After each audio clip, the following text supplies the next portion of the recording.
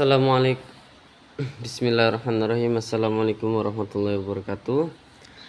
Baik, kali ini materi yang akan saya bawakan adalah tentang public speaking. Mungkin dari yang kemarin-kemarin tentang public speaking, yang kemarin lusa juga public speaking. Nah, kali ini ada sedikit berbeda. Kita kali ini akan membahas public speaking dengan judul Dari Gugup ke Gagah, yang mana memvisualisasikan bahwasanya public speaking itu bisa membuat kita bisa lebih berwibawa, membawa kita kepada kepercayaan diri dan membuat kita lebih terkenal, lebih hebat, dan bahkan lebih dari apa yang telah berlalu, menjadi lebih berani, lebih percaya diri dan lain sebagainya. Baik, yang pertama, urgensi dari public speaking itu sendiri. Urgensi dari public speaking itu sendiri antara lain, satu, yang pertama, kita bisa mengimbangi teknologi zaman.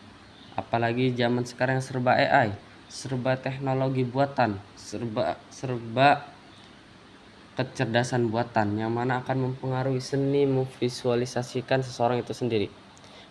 Yang kedua, bagaimana dia menyampaikan informasi, menyampaikan menyampaikan sebuah gagasan yang dikemas secara kreatif agar mudah disampaikan dan mudah diserap oleh orang lain.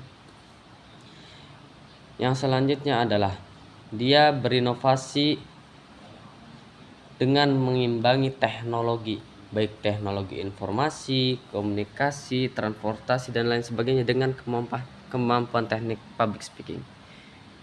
Yang ketiga, sangat dibutuhkan oleh para profesional, bukan hanya dalam bidang pekerjaan, melainkan dalam berbagai hal, mulai dari pendidikan, mulai dari perkembangan zaman, mulai dari politik sampai, karena public speaking se-fleksibel itu. Selanjutnya adalah menyampaikan segala sesuatu yang bersifat benar, menyampaikan segala sesuatu yang mana bersifat benar dan terarah, tidak ada sih kebohongan. Mungkin ada lebih dari situ buat urgensi public speaking. Yang selanjutnya adalah tentang bagaimana cara public speaking yang benar. Ada beberapa cara public speaking yang bisa dikatakan benar atau malah bagus, tapi saya hanya bisa menyebutkan beberapa. Satu, berbicara dengan leluasa dengan materi yang disampaikan, hanya berbicara seperti seminar dengan target audiens secara mendekat, kita ini sebagai ini, kita ini sebagai ini, seperti ceramah atau segala macam. Yang kedua, dengan memvisualisasikannya. Seorang public speaker bisa membawa alat peraga seperti PowerPoint,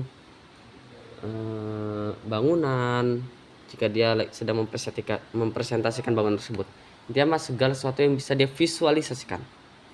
Yang ketiga adalah secara online, jadi dia tidak secara langsung bertemu orang-orang, melainkan secara layar, bisa lewat telepon, Google Meet, dan lain sebagainya.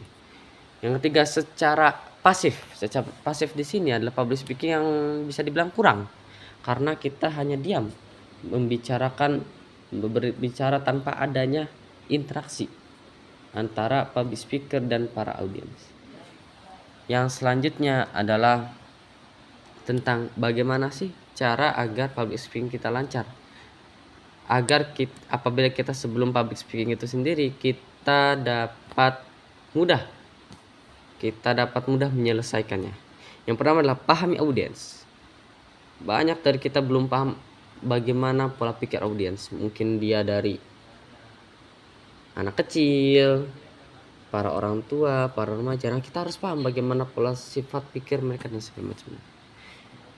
Yang kedua adalah pahami materi sebaik mungkin, bagaimana cara menyampaikannya dan bagaimana cara agar tersampaikan.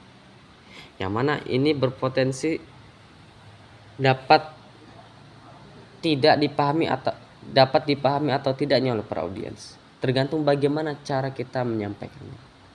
Yang selanjutnya adalah latihan secara berkala, mulai dari berbicara di cermin, berbicara diri sendiri, melatih kegugupan mulut, atau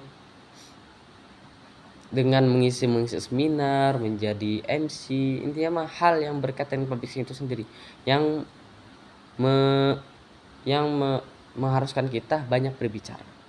Seperti kalau itu secara pasif, kalau itu secara aktif.